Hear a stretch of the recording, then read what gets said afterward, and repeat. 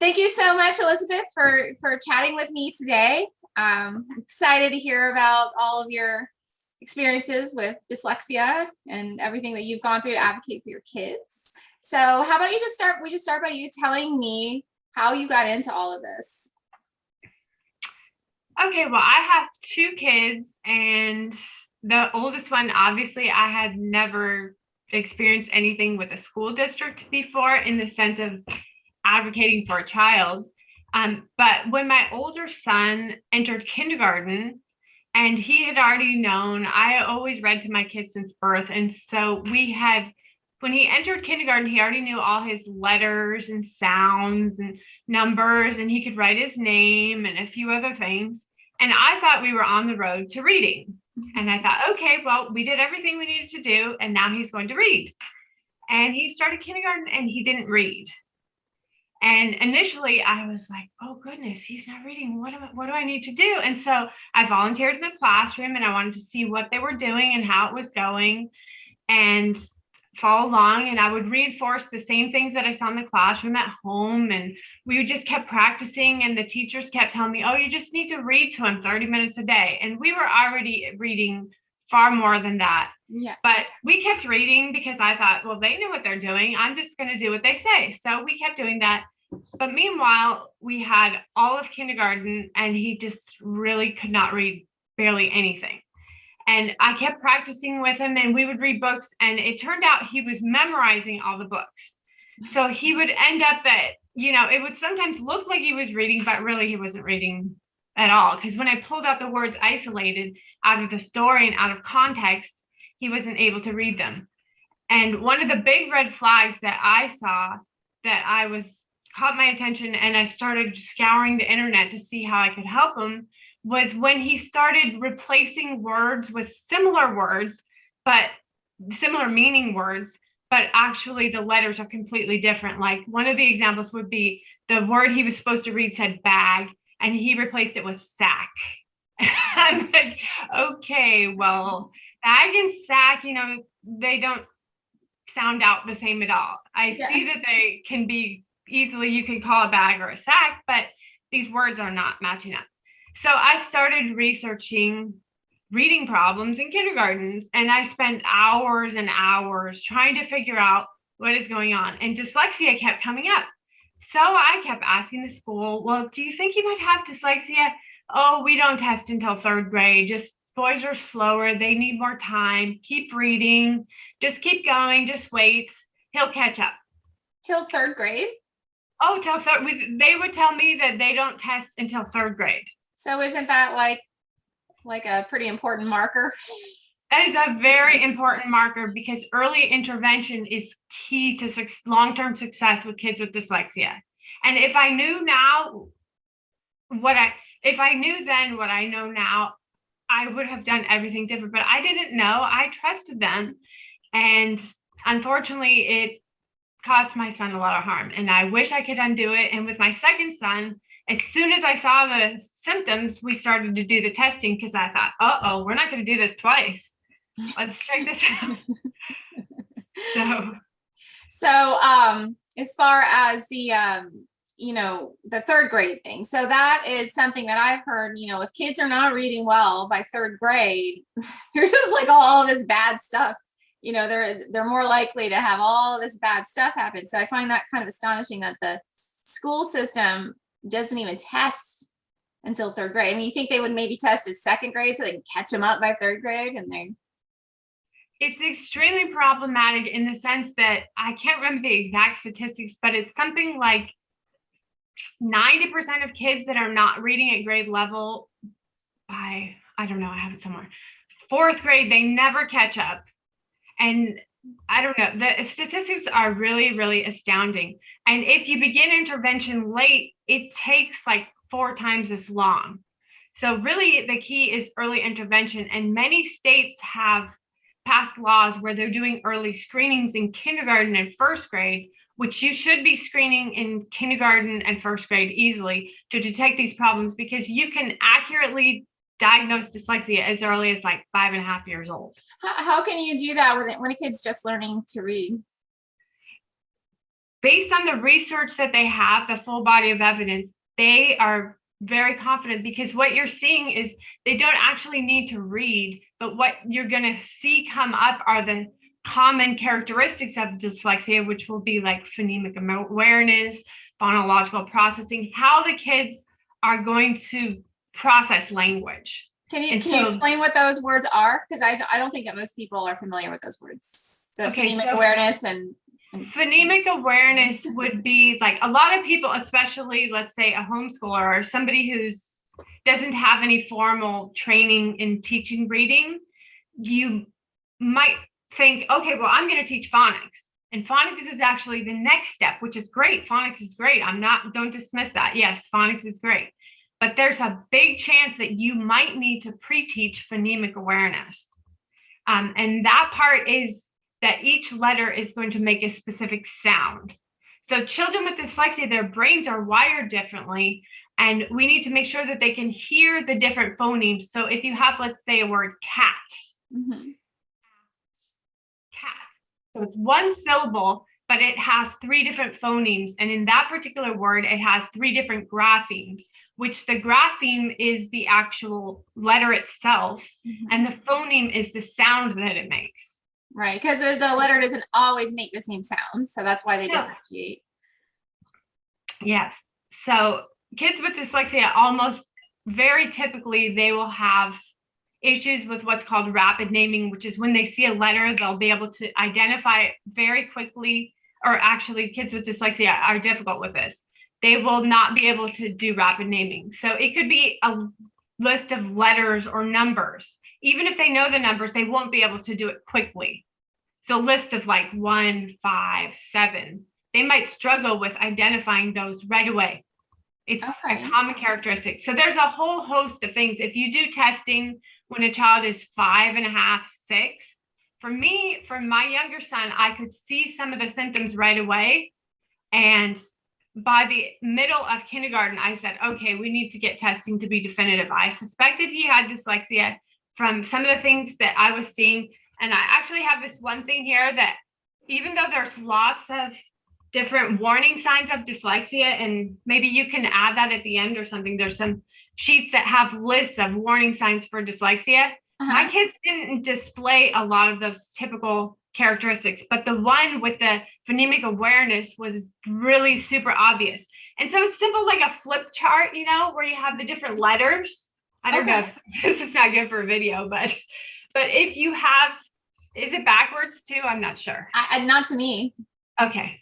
So if you have like a basic flip chart where you would change the letters really quickly, this was one thing that with my children was very, very difficult.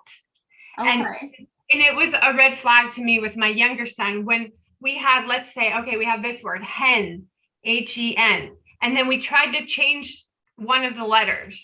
That's now we have cool. Len. I wish I had one of those. and now we have Len. And it would be extremely difficult for him to re-put all these letters back together. And the most difficult one is always the vowel sounds for kids with dyslexia. So if you change the vowel sounds, they typically get most confused with them.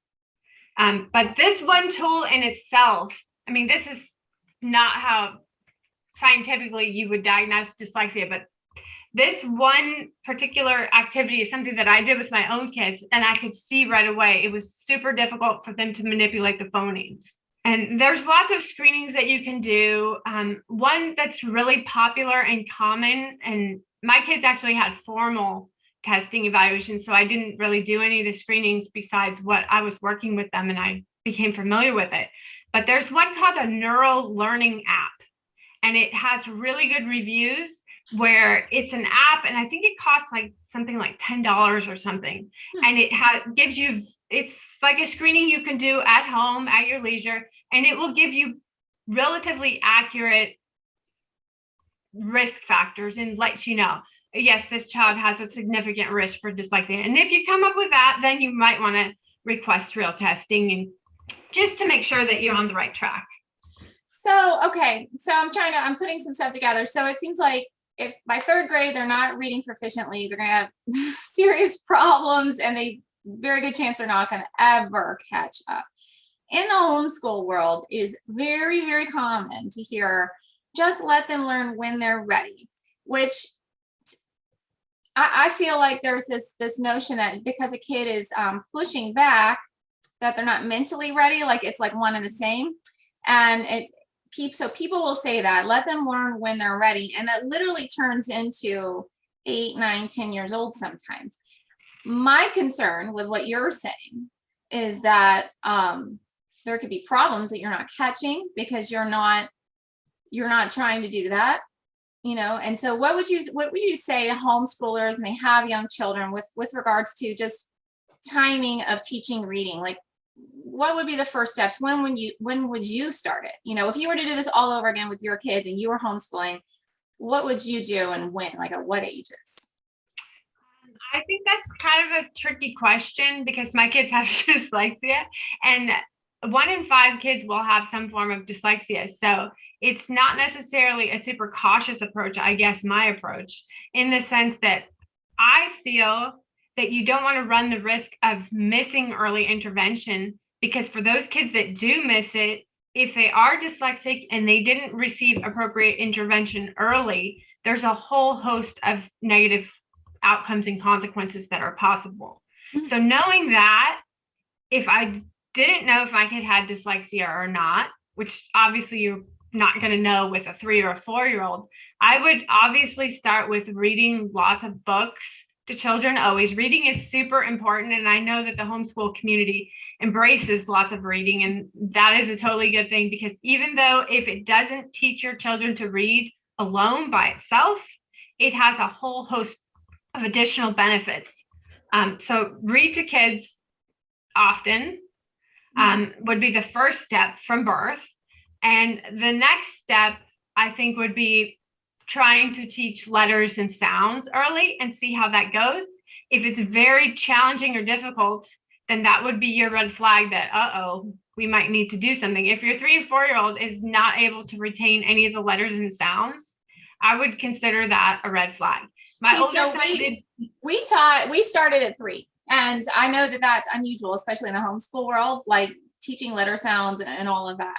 So that's interesting that you say that too, because I find that a 3-year-old or a 4-year-old for sure is very capable of learning some basic letter sounds if they don't have a problem, And I think that there's no harm in that, as long as you're not, with some sort of like, what do you call this? Like flashcards, and it's really, regimented, and I get a bell and I'm going to mark you off. And, I feel like you can still embrace the biggest important learning for children is to make it fun and to play. Mm-hmm. So for my older son, he's very active, and he always was, even when he was little. So we would, crash monster trucks through piles of letter M's, or, so we would find multi-sensory ways. Even instinctually, I just knew that that's just who he was. Mm-hmm. He wanted to play, and he wanted to be physical.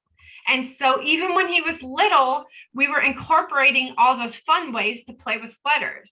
And it doesn't have to be painful or terrible. You still just make it part of your fun playing, and that's okay. And he did learn all the letters and the sounds, nice.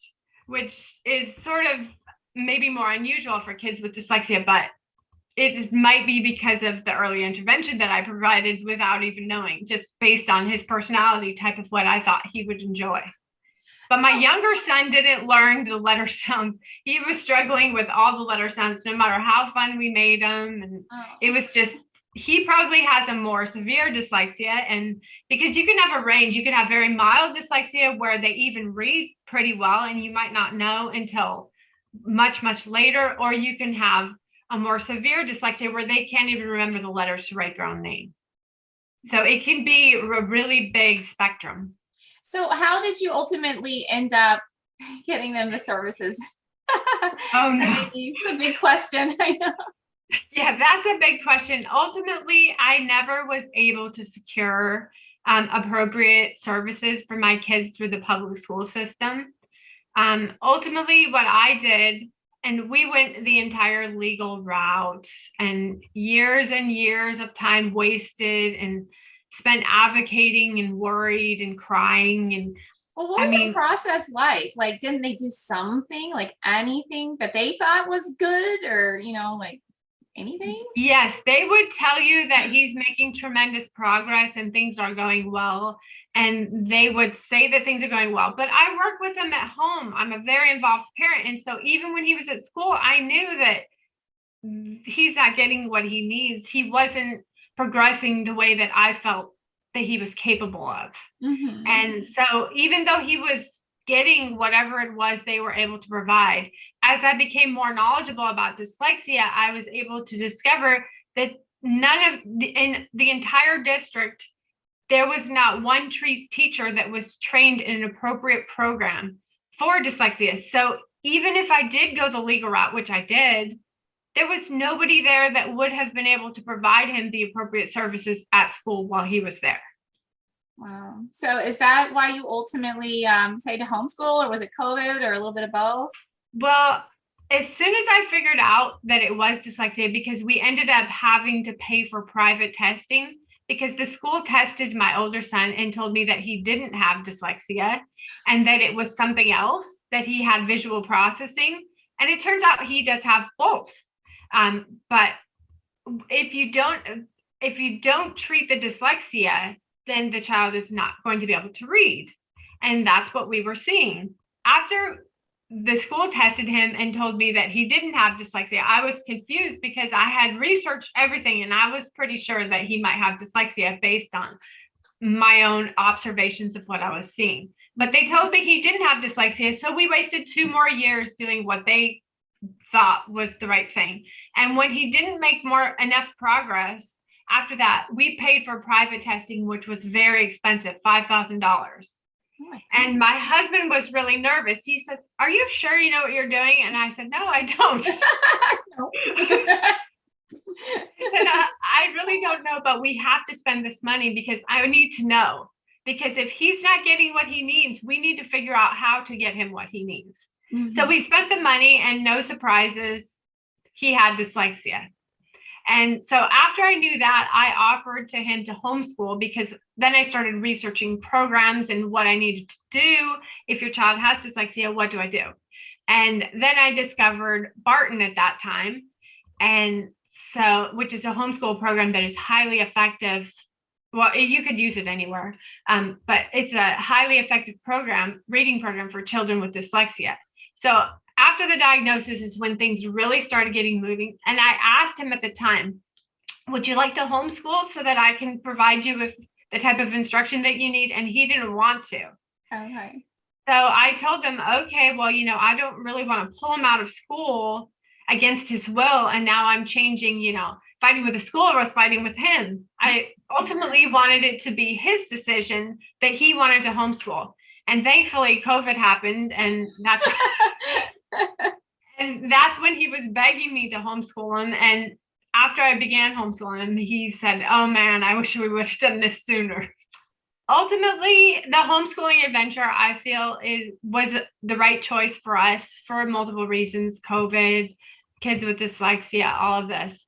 Why do you think that schools are? I know that some, North or South Carolina has adopted some, like basically a dyslexia reading program, but for everybody. Why do you think there seems to be so much resistance?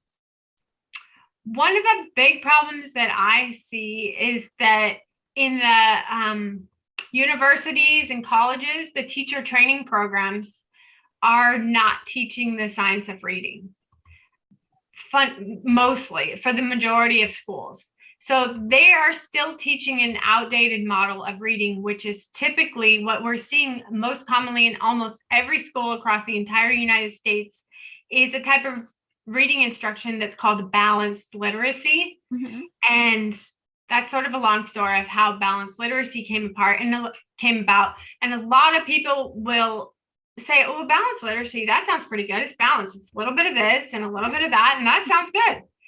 But the problem with balanced literacy is that we know that it doesn't work. There's tons and tons of research that shows that it fails roughly 50% of the students that are subjected to it. So, what does it consist of? Balanced literacy is what came out of, I don't know if you remember, a long time ago, there was something called the reading wars, like in the 80s. I think there was a reading wars where you had the two different groups of reading instruction that were popular at the time. Oh. Originally, it was phonics. Like when I was in Yeah. school, it was phonics-based approach. And then they switched, the public school system switched, and this is what they do. They come up with the latest and the greatest, and they change things. They changed to what's called the whole language approach, where their philosophy was that if you surround kids in rich literature, they will read. They will be inspired to read. And it was a tremendous failure. And so many of the kids started failing reading that they said, oh, wait a second. No. And so, but during the time, the phonics and the whole language people were fighting back and forth. No, you need phonics. No, you need whole language. And so then we have the birth of balanced literacy, which is a combination of both. So we have a little bit of phonics and a little bit of whole language, and we put them together. And that's where we get the most common reading instruction that we see today, which is the balanced literacy. And what my experience with my children is, what I saw was a little bit of phonics and a whole lot of guessing. Yeah. So they teach kids to guess at words instead of to decode them. Where if you're processing language, you really need to start on the basics, which is the phonemic awareness. We need to know those phonemes. We need to know the sounds that the words make, because that's how your brain is going to process it, by way of orthographic mapping. And so it's really scientific, but there's a whole bunch of research, and it spans, I don't know, 20, 30 years, maybe even more. But there's a huge body of evidence called the science of reading, and it encompasses all languages and the whole world. And everybody is agreeing that structured literacy is what benefits kids the most. And that is a much more specific type of instruction, where it's structured, sequential, explicit, direct, multisensory. I think that's all of them. But it's all of the things. It's all of the things together, and that's where we're seeing the greatest benefit for the greatest number of students. And that is exactly what North Carolina has done. North Carolina took all of their COVID money, because there's a ton of federal funding that went to all of the schools. And North Carolina took their COVID funding and retrained all of their teachers in the science of reading. That's impressive. So a lot of I talk to a lot of parents, and I know in Santa Clarita it's all balanced literacy where Yes, we live. And but parents think that their kids are learning phonics because they learned that B says bud, C says k, and A says add, and A. They learned like essentially the very, very basic phonics. How can parents spot it? Like, because the problem is that most parents also learned very basic phonics, so they're not even aware of what like truly, a true reading education would look like. So they don't know how to spot it. So what are some telltale signs, that they're doing balanced literacy rather than actually, the science of reading? Okay, well, the first thing you could do is Google the reading program online and find out if it's a balanced literacy program. And so when I wasn't sure, that's what I did with my kids' school. And then I started searching the entire community, because I thought, well, maybe I could just transfer my kids to a different school that doesn't use this. Mm-hmm. Well, it turned out they all used it.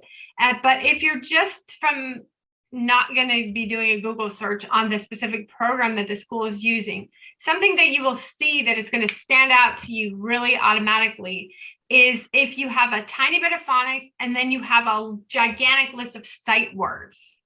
Most of the sight words are going to be your red flag, that we are going to be asking kids to recognize patterns of letters as words instead of asking them to decode the word and break it apart by sounds.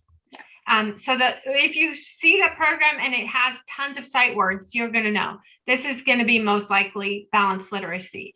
Or some of the programs, I don't see that so much in the schools we were at, but some of the programs will have these little tips of how kids can be good readers.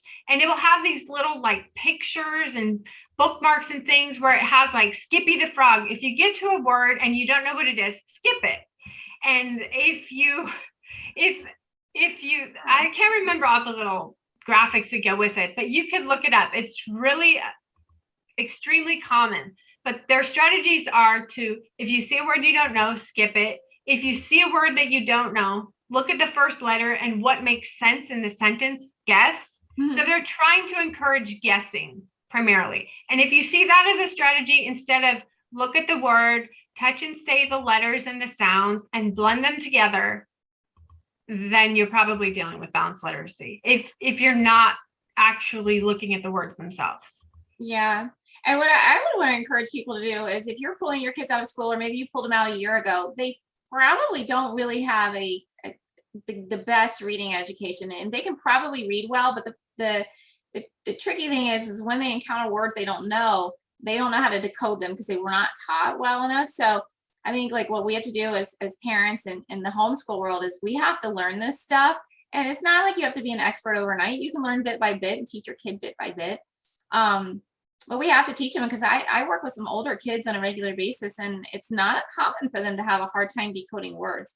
And so we work with that, and they get better. But I think it's the norm. I think it's the norm for kids to have trouble decoding words because they're not being taught in school. So I think it's a safe assumption to assume that they didn't learn that in schools. I would assume that. And the other area where you're going to see it right away with your own kids is with their writing. When you ask them to write, you're probably going to see that they can't spell the words. True. Because while reading is decoding, writing is encoding. And so they're the exact inverse of each other. And if your child can't spell, there's a pretty good chance that they're going to have trouble reading words that they're not familiar with, especially. And then the higher level you go, because a lot of times what we see is that kids sort of get by in the younger years up to maybe 6th grade, and then they're expected to do large amounts of independent reading in junior high and high school, but they don't have the ability to read higher level text. And that's when you really see it fall apart. And then, then you get all the problems that go with that, low self-esteem and all the things, and it's embarrassing. I don't know. It's so much nicer to address it in the younger years if you have a chance. And if you have to address it in the older years, then I would suggest a bit by bit approach because it's never too late. No, I'm still teaching my kids. Just teaching them to. So sometimes they'll still guess, and I'm like, oh no, we're not doing that. Let's break it down. What are the syllables? Where do we split the syllables? What does this say? Sometimes I don't know. Sometimes we look it up, and that's fine, because it shows them that you can still learn. But do you have any tips for parents here in California that are with the charter schools, and they're, they suspect their kid has dyslexia, and just advocating effectively within that system? Yes, the thing with charter schools is they are still a public school. So although parents might not know, they have the exact same rights as they have in a public school. And so you have the same ability to access an IEP or a 504 if your child has a learning difference and meets one of the 12 criteria. You're still going to be able to access that. And sometimes what you'll see in the charter schools is that they will tell you, because you're homeschooling, you don't need that. But if your child, let's say, has dyslexia, it doesn't matter where they go to school, they're going to need the same types of services and accommodations and things, no matter where they're at, no matter the setting. So I think the most important thing to do is, if you're in that situation, is to familiarize yourself with the law, because most of the schools will try to probably dissuade you the same way that I was dissuaded, in that let's wait, let's not test. They wouldn't even test my son. They told me he didn't meet the criteria for testing. And so you need to familiarize yourself with the law, and a really good website to find that at is called Wright's Law. Pete Wright, he's one of the best advocates for IEP rights and things like that. So with an R, R-I-G? Oh, with a W, W-R-I-G-H-T, Pete Wright. But Wright's Law is where you can read and get familiar with some of the rules and laws and ask questions and read other people's questions. I spend a lot of time there. But But, so you have the same rights though. So if I was concerned about my child, which for my second child, we were in a charter at the time, and I had suspected he had dyslexia. And so I knew right away from the younger one that you need to send an email, a written documentation requesting a full evaluation for any suspected disabilities. So even though I suspected dyslexia, I need you to check for everything. So send in your written request, and they have a certain number of days. I can't remember. I think it's like 30 calendar days to respond. And then it starts, there's a whole like flow chart of how it can go. But just know that you do have the same rights. And if you came to a charter school with an IEP, they might try to reduce or remove your services that you had from a brick and mortar, trying to tell you that you're not going to need them anymore. But I would recommend that until you see how it's going, I wouldn't agree to change anything until I'm sure that my child is receiving whatever services it is that they needed. So I think that would probably be the biggest thing, is that to know that you have the same rights, and nobody can change your IEP without your written permission. So. Okay. What about, like, do you know anything about, getting an IEP to begin with? Like maybe somebody has got a younger child and they're just now suspecting dyslexia.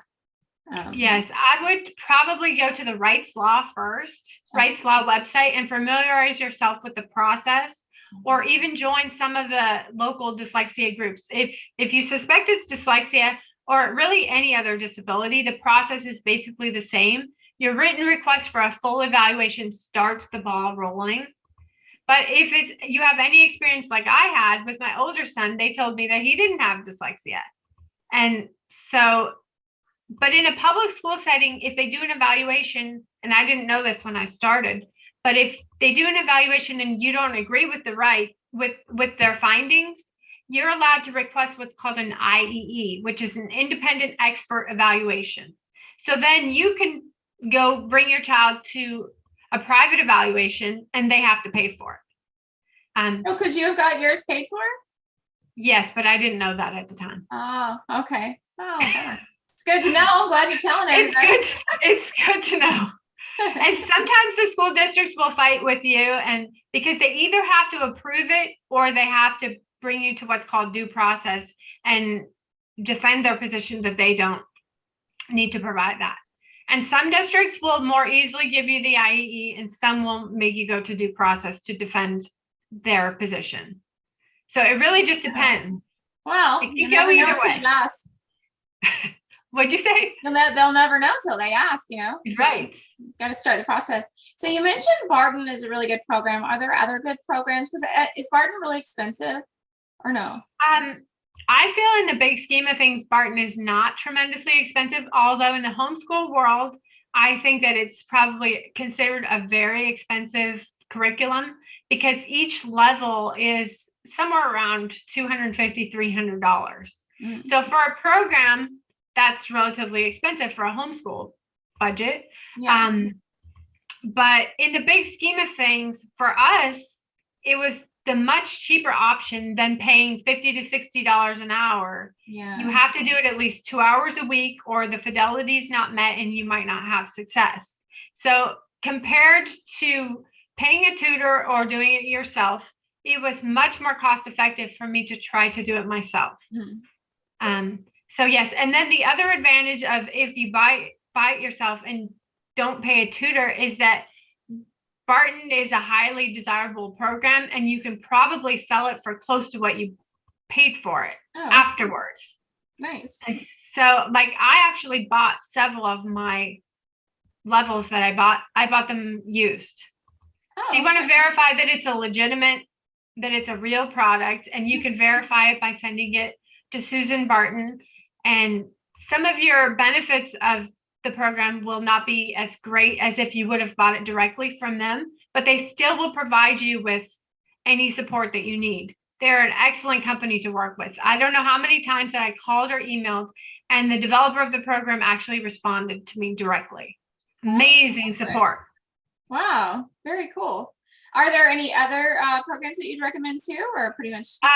Probably For homeschooling, I'm not really familiar of any other programs that are as intensive and as inclusive. Mm-hmm. There are some other methodologies that I do think are interesting. Like there's one called structured word inquiry, which is a completely different methodology.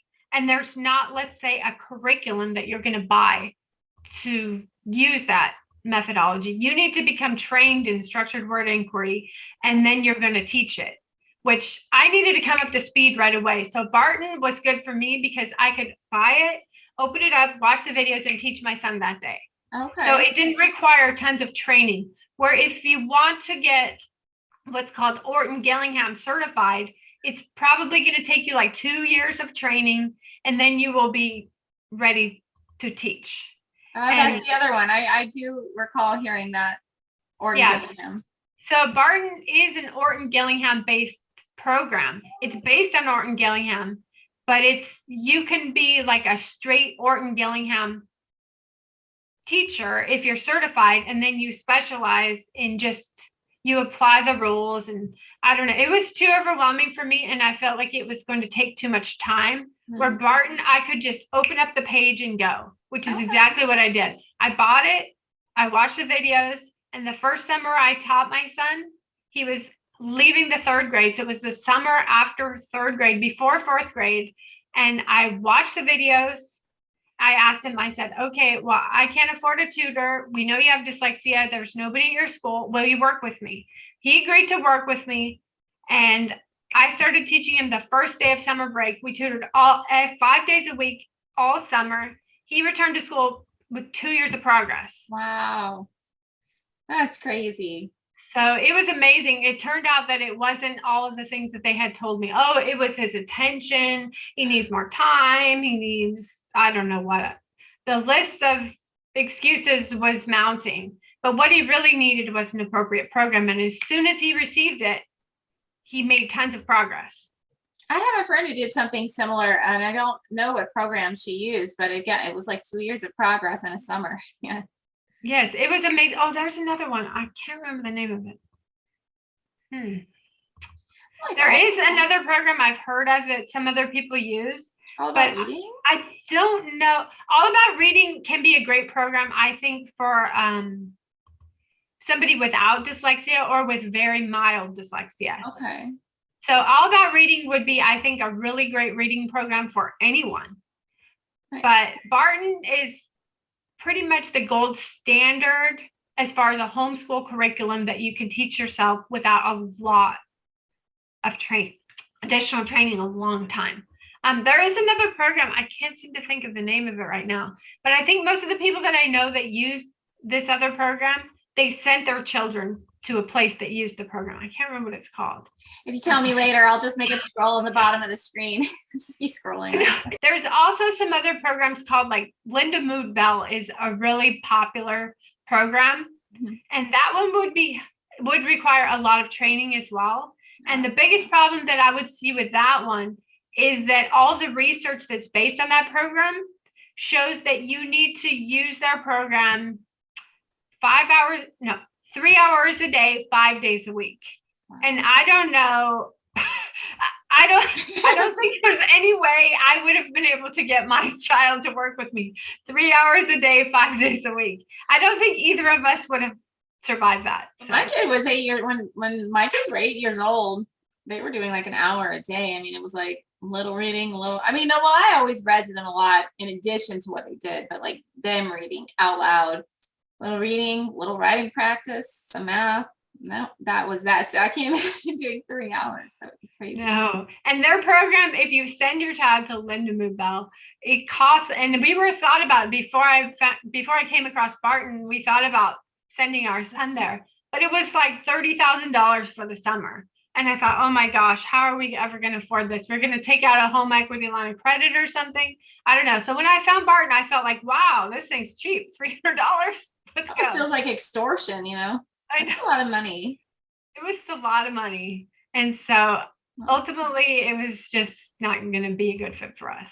Are there any misconceptions about dyslexia that you think people should be aware of? Like, dyslexia looks like this, but in reality, it really can be very different. Yes, I think there's like tons of myths of dyslexia, and these are the things that you'll hear all the time, you know, and like dyslexia will be outgrown. They're going to outgrow it. You just have to wait for it, which is the number one biggest mistake you can make. If your child has dyslexia, you need early intervention. It's okay. Having dyslexia means that you're going to read words backward. You're going to see things backwards. Not true. That's totally what I've heard. Yeah. Definitely not. And even myself, I remember we were reading with my son, and I was telling my husband, I think he might have dyslexia because I'm Googling everything and I'm trying to put pieces together. And he's, we both agreed, well, he doesn't read anything backwards, so he probably doesn't have it. I thought the same thing, but that's not it. Also, and this is a misconception we got a lot in the classroom from a lot of the teachers, is that your child has low intelligence. And so they think that because your kid can't read, that maybe they're not that smart, which is not the case. I mean, we had multiple tests and above average IQ and the inability to read. My experience one of the smartest guys I know is very dyslexic, and he's very smart. I mean, you talk to him, you're like, man, wow, you know a lot of stuff, man. And he's quite dyslexic. Whenever you hear of somebody who is, now that we got into dyslexia, we find out all the people that are dyslexic, and you would be surprised, at least I was surprised to find out how many truly remarkable people have dyslexia, because dyslexia can actually be a gift. I mean, we have so many people with dyslexia now, and many of them are high achieving. I don't know. When you Google the list, you just are wowed all the time. Albert Einstein. Oh, really? Steven Spielberg. Elon Musk. I mean, the list goes on and on. That's interesting. I didn't know. See, I didn't know that. Like 3 of the sharks on the Shark Tank. I don't know. If you go through, then you start to Kobe Bryant. Wow. My son loves basketball, so of course that's his. But that's his motivation. Yes. But you can find so many people, though, that it doesn't have to, and that's another thing that I think is really important for kids with dyslexia, is that you don't want it to define them. I don't want you to be this disability, if you want to call it that. One, it doesn't have to be a disability. It's a learning difference, and it can totally be a gift because their brains are wired differently and they think differently. And because of that, they can achieve greatness in different ways that other people wouldn't be able to conceptualize or think. For sure. I mean, I've seen that in my life with people that I know who have dyslexia. For sure. Well, thank you so much for taking some time to chat with me today. Thanks for having me. I'm excited. Yeah. Do you have anything for me to put in the description? Like any resources for anybody? I'll send you a few emails with the links. There's quite a few different things that I think might be helpful. That'd be cool. Yeah. So you guys check the description, and we'll have some good stuff for you. So thank you so much, Elizabeth. Thank you.